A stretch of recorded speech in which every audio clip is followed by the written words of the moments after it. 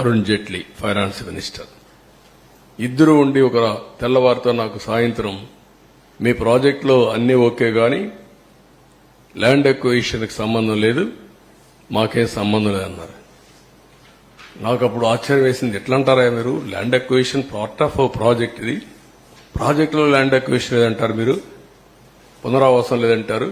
పునరావాసం land acquisition లేకుండా project అయిపోతుందా అని రాత్రంతా స్టడీ చేసి ఆఫీసర్లందరినీ రాత్రంతా మేలుపెట్టి తెల్లవారికి ఒక నోట్ తయారు చేసి మళ్ళా నేను గడ్కరీ దగ్గరికి వెళ్ళి అదే మరి అరుణ్ జైట్లీకి వెళ్ళి, నువ్వు సుప్రీంకోర్టు లాయర్వి, నువ్వు అర్థం చేసుకో, నువ్వే చెప్పు, ఒక ప్రాజెక్ట్ నేను యాక్ట్ చెప్తున్నా, నేను ఆర్గ్యూ చేసిన తర్వాత ఆయన కూడా ఇంకేం మాట్లాడకుండా నువ్వు చెప్పింది రైట్ అనే పరిస్థితికి వచ్చాడు.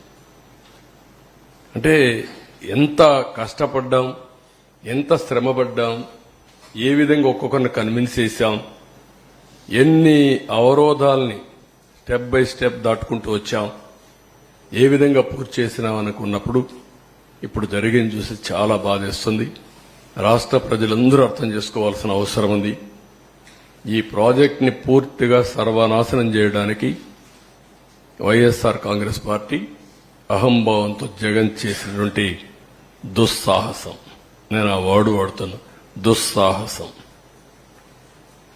దాంతో ఈ విధంగా ఈ పరిస్థితి వచ్చింది. అందుకే నేను ఒక మాట చెప్పాను, అర్హత లేని వాళ్ళకి అధికారం వస్తే ఇవే జరుగుతాయి. ముఖ్యమంత్రిగా కాదు, రాజకీయాలకే అర్హత లేని వ్యక్తులు. అది ప్రజలందరూ అర్థం చేసుకోవాల్సిన అవసరం ఉంది. ఒకరి గురించి ఆంబోతుల మారిగా మాట్లాడచ్చు, మమ్మల్ని విమర్శించవచ్చు, అది కాదు ఇక్కడ ఇష్యూ. ఎవడైనా సరే, బుద్ధి జ్ఞానం ఉండేవాడు ఎవడైనా సరే ఆలోచించాలి.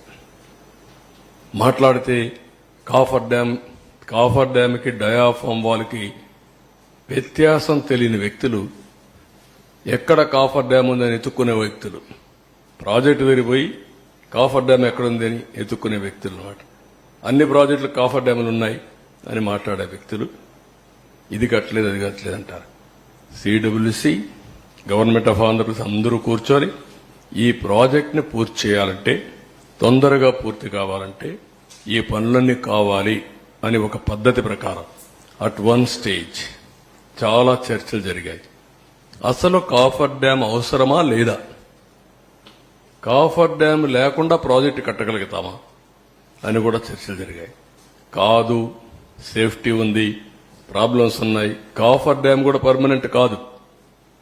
కాఫర్ డ్యామ్ 2 ఏళ్ళలో 3 ఏళ్ళలో ఉంటుంది. వాటర్ డైవర్షన్కే కాఫర్ డ్యామ్. ఆ డైవర్షన్ 2 ఏళ్ళలో అది కూడా వీక్ అవుతుంది. తర్వాత అది కూడా దాని లైఫ్ కూడా ఒక 4-5 ఎన్నేళ్ళండి, ఇది 3 years 4 years 3 to 4 years అంతే.